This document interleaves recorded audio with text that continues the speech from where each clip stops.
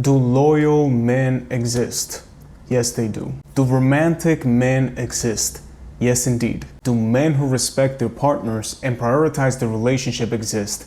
Absolutely. Then the question is, why aren't you with one of those guys? My name is Ismael Gomez, and I'm trying to become your favorite relationship coach because I believe that if you clicked on this video, you're looking for answers. And I want to make sure that you get all of them here on my channel. And what I've done for today, ladies, is I've compiled a list of 7 reasons why you might be struggling to find a man or a husband. This list is based on insights from my coaching calls with my clients where I highlighted, the most common challenges that these women faced. All of them were in your situation before, and now they enjoy fulfilling relationships, which means that you can attract that as well. Okay, so let's begin.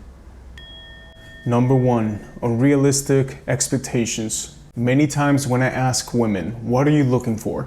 The list usually goes like this. Ismael, I want a man that has a high-paying job, he doesn't have any kids, hopefully tall, handsome, not bald. I can deal with a receding hairline, but not more than that. And let me stop you right there, because that's your problem. You have to realize that the man of your dreams may not come packaged as the man of your dreams. Everybody needs to compromise in a few things. A lot of you are overlooking good men, really good men, because he's not the exact type that you envision. And I'm not saying to settle, but what I'm saying is be open to be surprised. I remember this one specific client who's now happily married, and when she first met her husband, she almost got rid of him. She told me that he was cute, but he had a very thick accent, and his English was a bit broken because he had been in the US only for 2 years. And I was like, do you like the guy? Okay, does he have great qualities? You can help him improve his English. But she was like, nah, it's just the communication is a big deal for me, it's very important. So I told her, look, you already had one date, okay? It's too early to tell, so just give him a chance. Keep going out with him for another month and see how you feel after that. And lo and behold, she ended up falling for him, and they've been happily married for a couple of years now. So keep your mind open and don't get stuck on only one type of guy because you might be missing out on a great match.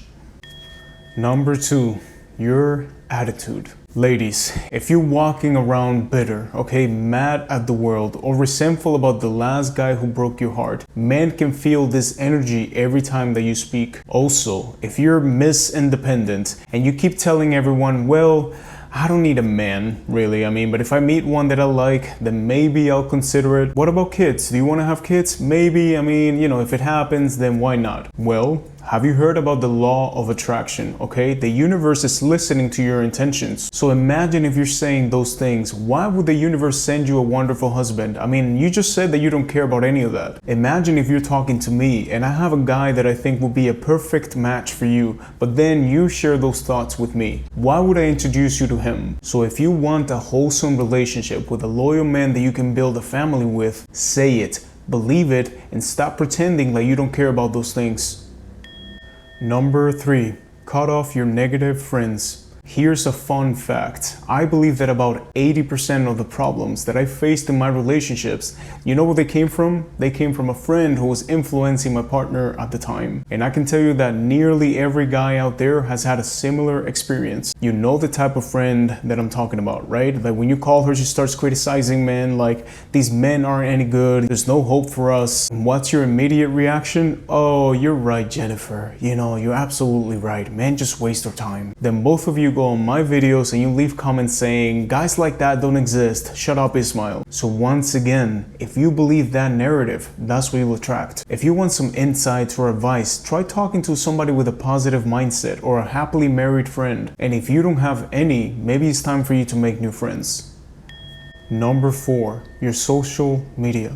Any man that's interested in you, one of the first things that he'll do is he's gonna go to your social media and check out your profile. And in the first 5 seconds, he will make a judgment based on what you posted in the past. Now, imagine if the perfect guy, okay, that you want is actually looking for a wife right now. And then he checks out your profile and all he sees is pictures of you in a nightclub looking completely wasted. Or you have extremely provocative pictures and in your comments are a bunch of guys drooling over you. And I know that some of you will think that this is sexist or misogynistic, but even I as a man live by these principles. I could have 10 times more followers right now if I was posting pictures of me, in my underwear, flexing my 6-pack, but I'm not interested in that. I don't want to attract that type of audience. Number 5, stop trying to be a man. Many of you can't find a man because you're too busy trying to be one. It blows my mind every time that I hear a woman telling me that she bought a plane ticket for the guy to come see her, or she had to lend him money so he could buy a gift for his mom on Mother's Day. Like, ladies, what are you doing? Let a man be a man. If not, cut him off because you're dealing with a man-child. Let him invest in you with his time and energy. Let him figure out ways to impress you. Your job as a woman is to offer him your sweetness, joy, positivity, and nurturing his spirit. Now, would there be men that take advantage of this? Absolutely. And that's when you have to set strong boundaries. But don't put up with immature men that have no direction in life and hope that you can figure things out for them.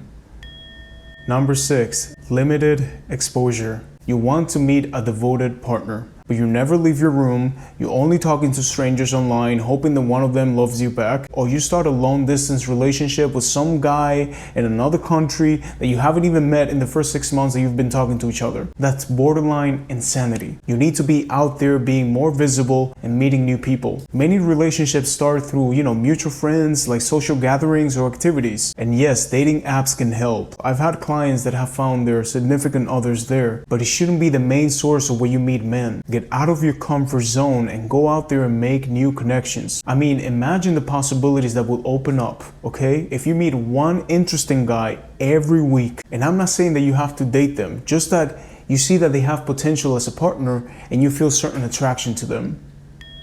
Number 7, lack of self-love. How do you expect a man to fall in love with you if you don't even like yourself? I mean, imagine every day, okay? Because I've seen this. Imagine that every day you're telling your man, I look so fat today. I need to lose some weight. Next morning, oh my God, I'm still so fat. I need to do something about it. By the 5th day, okay, when your man looks at you, what do you think he's going to be thinking about? Damn, yeah, she looks so fat. The way you speak about yourself will impact 100% how other people perceive you, especially your partner. Or when you're insecure about something, okay, and expecting to fix it for you. Like, oh, I hate my nose, but what can he do about that? Because a lot of the times he's going to tell you, babe, your nose is beautiful, what are you talking about? And you're going to feel better for maybe a couple of days, but after that, you're going back to zero. It's exhausting, okay? Never burden someone with all these self-esteem issues that you have. Work on yourself first with the help of a self-love coach, a therapist, or by reading books on the subject, or you may end up pushing people away. Alright ladies, those are the 7 reasons. I know it was a lot to digest, okay? But I hope that you implement these lessons in your life starting today. Thank you for subscribing to my channel. I'm glad that you chosen me to learn about self-love, dating, and relationship dynamics, because like I always say, for your relationships to change, you need to change. Have a beautiful day.